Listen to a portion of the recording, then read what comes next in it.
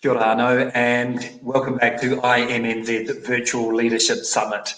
Chloe Swarbrick is still answering questions over in sessions, but here on the main stage, I'd like to introduce our next speaker, Dhir, Principal Engineer at ASB.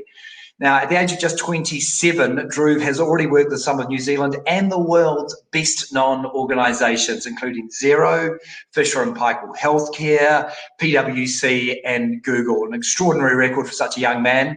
He was also the youngest engineering manager at ASB and now provides guidance to over 600 engineers at the bank. Dhruv, if you could jump on up here onto the main stage. We are really looking forward to hearing from you, especially with such an extensive experience, so much valuable experience for so many of our attendees. And good to see you there, Dhruv. I'll jump off and over to you. Awesome. Hopefully you can still listen and hopefully you can still see me. Good morning, everyone. Let me just quickly share my screen and then we'll jump right into it.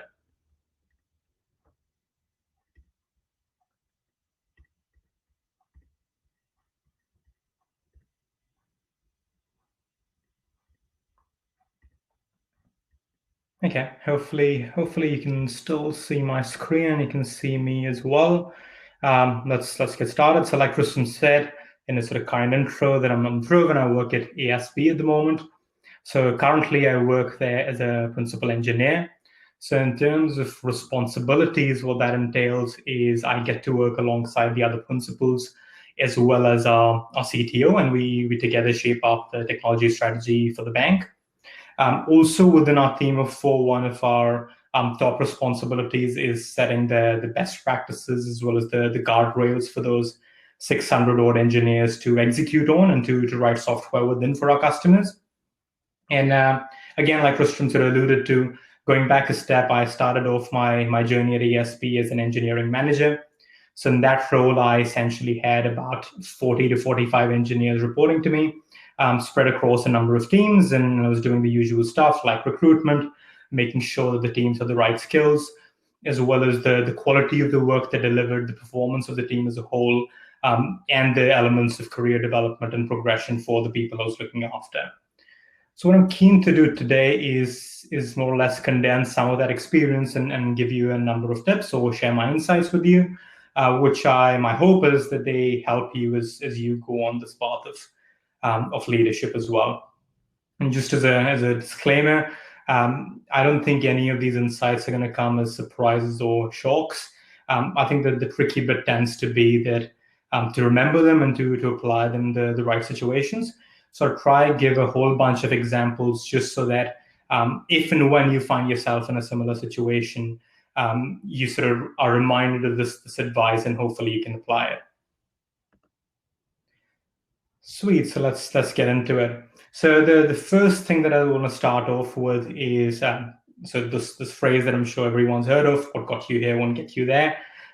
It's probably a bit more confronting than I intended to be. I guess what I mean to be more accurate is what might have made you excel in your previous role before you took on a managerial role may not be exactly what you need for your new role.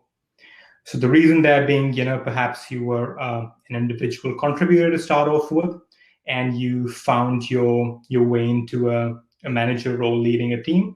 So now the job's changed from, you just doing the best you can do in terms of providing or producing output to helping the team perform to the best of their level. So that's a pretty different job if you think about it a bit more carefully.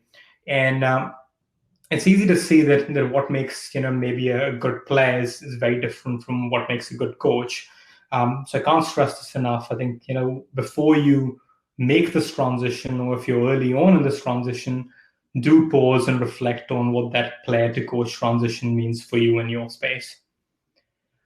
Another thing related to this transition that I found that I guess it took me a little while to realize that was the need to recalibrate what I thought of as adding value.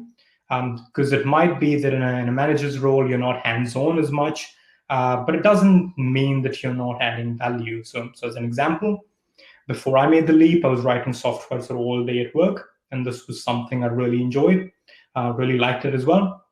And one of the things I liked about it was at the end of the day, I always had something to show for sort of my day's efforts. It might have been like a new feature on a web page or like a new button or something or the other that I could point to and I could say, this is what I've done today.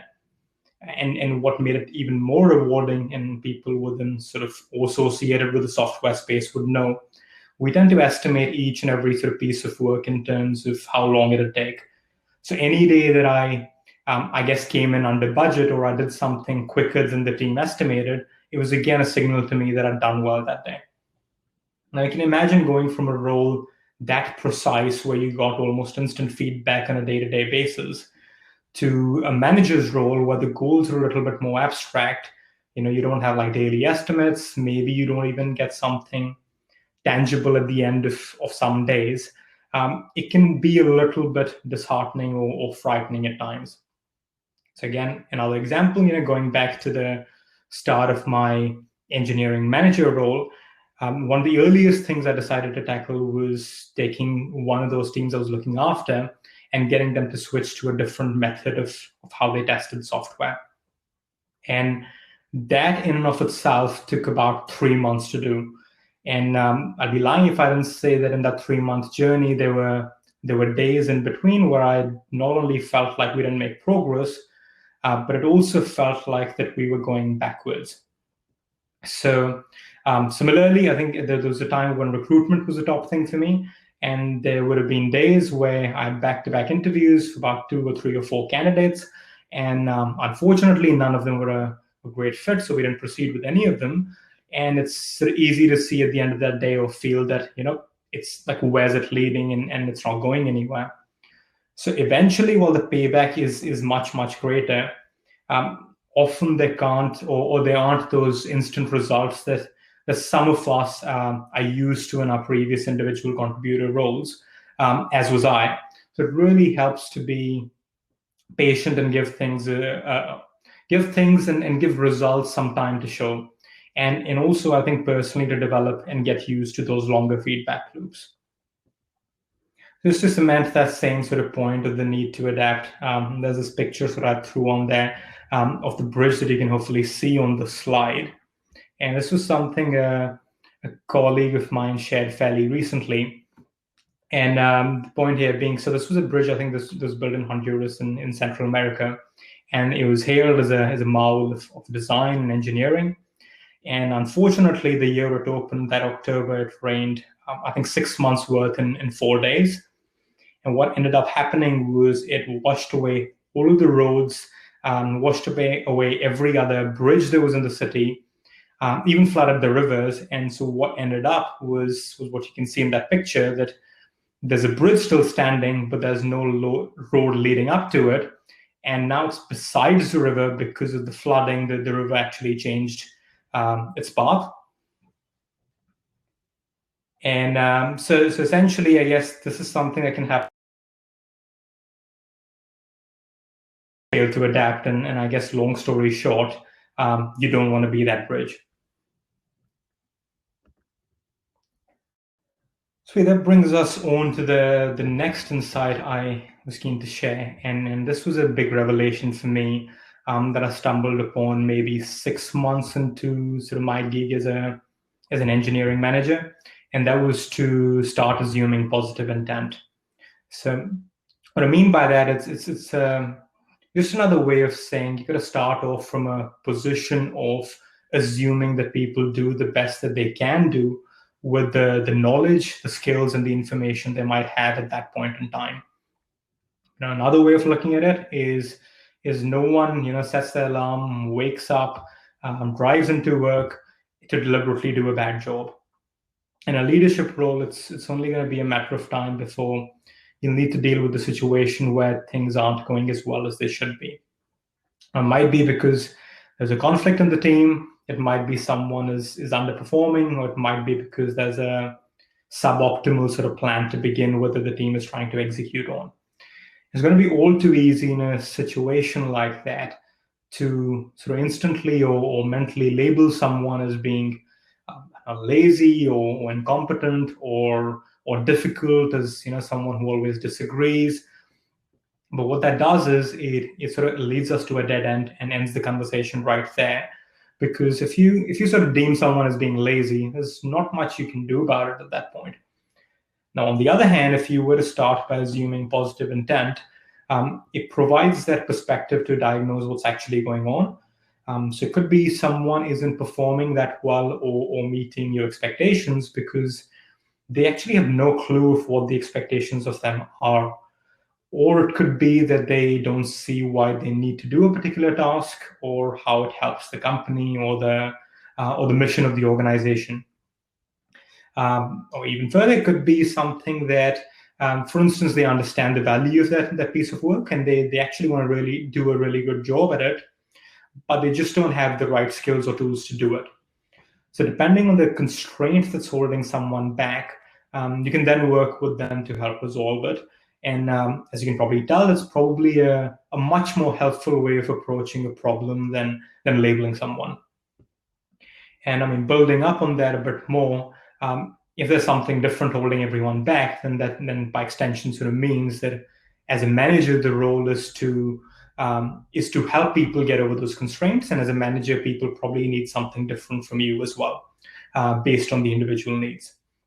As an example, some people like a lot of latitude and freedom when you're managing them.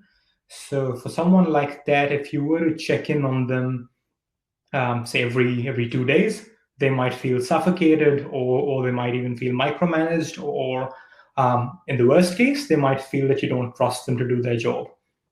Now, on the other hand, you might have someone else who likes to be assured sort of at every step of the way that they are on the right path and they are doing what they need to be doing.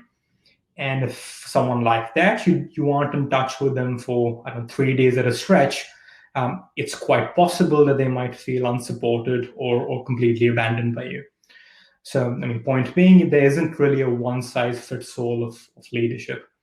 And the only way to figure out the right approach for the team, or this is what I found, was to get to know every single person on your team as individuals. Because only then would you know their strengths and weaknesses as well as their aspirations as well.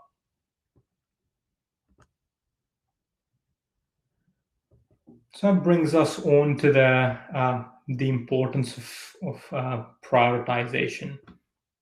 So this was, again, I think one of the lessons that I sort of learned the hard way after spreading myself way too thin across a number of things and probably doing a mediocre job across all of them. Because broadly speaking, a transition when you go from an individual, I guess, just doing your own work to a manager, depending on the organization, it will come with a need to be across exponentially more things than before. So it's only a matter of time before you're going to need to decide where do you put your energy. And the thing is, it'll often come at a cost of something else, which you have to take time away from. A couple of techniques that I've found quite helpful in that space. The first one is an example of which you hopefully see on your screen, which is a technique called objectives and key results. So the purpose here being that you want to get clear on your priorities and you actually want to write them down. You could do this every quarter, which is something I do. And it just helps, it reminds you throughout the quarter of what you set out to achieve in terms of the strategic goals for that quarter. And if you just wanted to Google the term, after today sometime, the term OKRs, I'm sure you'll find heaps and heaps of resources, and that'll help you set some good quality ones for yourself. Now, sometimes though, the hard part tends to be you might have 10 different options in front of you of the stuff that you can make your objective, but which 3 should you pick for the next quarter is the hard part. Now, what I do here, or the little tip that I've got here to share, is I ask myself 2 questions about each piece of work. The questions being, how big an impact will this piece of work have? And the second one is, how much of a difference does me personally being involved make to the outcome of this piece of work? The first question is all about the importance and the significance of a piece of work. So when you're gauging it, try to think about, is it something that's going to make or save my company $100, or is it $1 million? That's just an example. It doesn't have to be monetary at all. It might be alignment to your company's strategy or something else. any way that helps you gauge that significance. Second question, however, is how much of a difference does me being involved make to the outcome? So that's me asking myself, what do I uniquely bring to the table? So, I mean, does me being in the room make the outcome 5% better, or is it something that makes it 50% better? And depending on that, it might help you rank it on your list as well. And if while answering that question, it's quite possible you may realize that while you or I don't know, maybe 10 other people in your team can help make the outcome equally better, then that might be a place where you look at delegating that task to someone on your team as an option. Again, I think off the bat, I'll say delegating well is something that's really hard. Still find it very hard to do well. And just to clarify, I guess delegating, what I don't mean is you make your problem someone else's and then just sort of walk away. Also not giving someone a piece of work and then constantly interfering and making all the decisions for them and not giving them enough space. Somewhere in between those two extremes. And I think the thing that really helps me is thinking about matching the initiative that I'm wanting to delegate to the person on the team who's going to derive the most value from it, while you sort of stay far enough away so that they can stumble or they've got the freedom to make their own choices, but close enough that if they were to call upon you for support, you are there. And when you do it well, and this is a signal that you are doing it well, that it tends to be a win-win, because the person you delegate to is happy for getting that opportunity, and then you potentially get some capacity back as well. Again, I mean, it ties back into a previous point. The only way you can do that well is if you know your team well, their strengths, their weaknesses, and their aspirations as well, so you know which opportunities they might be willing to go for.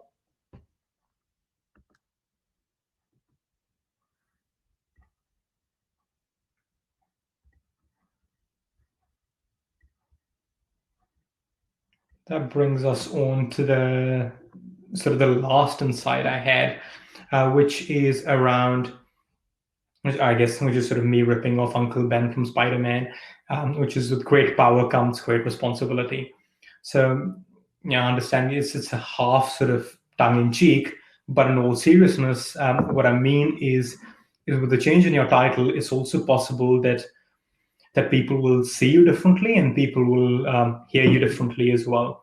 A degree to which that happens depends on a number of factors, one of which might be the culture of the organization as well.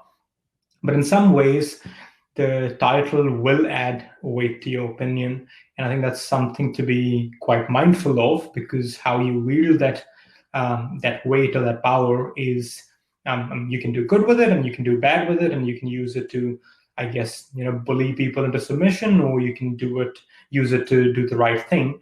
But nevertheless, it's something to be mindful of. Now, practically, what you can do to watch out for this effect, where, say, people might be only agreeing with you because of the title, or just to watch out for any unhealthy dynamic within the team, is to listen with your eyes and ears. And what I mean by that is you want to take in as many cues as you can when you interact with people. So it might be, body language, it might be someone's tone, it might be just, how people's like normal behavior. So it might be someone who's very vocal, who in a particular discussion is being sort of unusually quiet. Now that might be a sign they only agree on the surface, but there isn't really that deep agreement that you're after. What that helps to do is it helps level the playing field, right? Because you don't want any of these unhealthy dynamics to make people feel unsafe at their workplaces or not have that level of psychological safety. And the ideal state would be that people are debating ideas freely and disagreeing freely as well, because that is almost a prerequisite to get to the best possible outcome for the team, for the company, and for the customers as well. So that brings us to the last sort of thing that I want to finish with, which is this model of the 4 stages of competence, which I'm sure a number of you might have seen before. So essentially what it does, it breaks down the 4 stages people go through as they learn a new skill. So if you were to take driving a car as example, you sort of start off, down the bottom left-hand corner, which is unconscious incompetence in the model, which is to say that we don't really know what we don't know. So if you think about, when you're 14, you don't really know that you don't know how to parallel park because you've never really thought about it. Maybe say driving after a couple of months, you get to the next stage, which is conscious incompetence, where you at least know all the things within driving that you are bad at. If fast forward, say a year, you get to this conscious competence stage where you can do some of those things. Say you can parallel park or you can merge well onto the motorway, but maybe only if you're really paying attention and you've turned down your music or sort of whatever works for you. But sort of extending on from that gets you to this unconscious competence stage, which is you don't really have to think about it and you're so experienced that it becomes second nature, and you can just get on with those driving tasks, which at that time seem sort of trivial to you because that's how experienced you are as a driver. And so, I mean, how it relates to leadership is all of the skills that I've talked about here, and I'm sure that's going to be talked about during the day, are exactly like that. So while it might be difficult at first, I'm sure if you sort of stick to it and if you the more you practice, the easier it'll get as you go through these the 4 stages that are on the screen. And the final thing, just be authentic. Find your own leadership style. Don't really need to copy someone else. You can sort of just have fun with it. And that's pretty much all I've got. And thanks a lot for listening.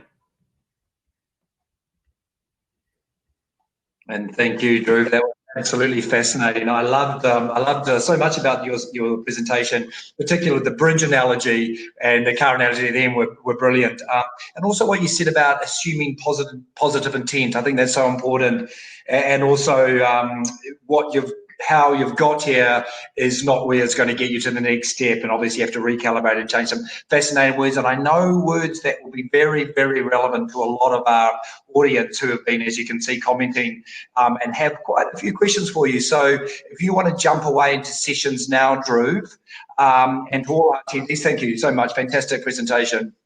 I'll let you head on. Yeah, cheers.